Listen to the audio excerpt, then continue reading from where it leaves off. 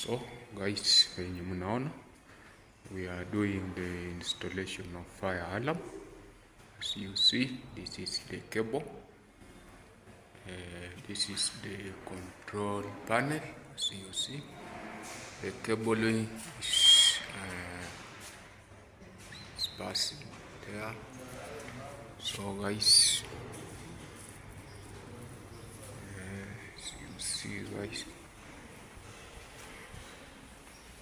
let's go and see.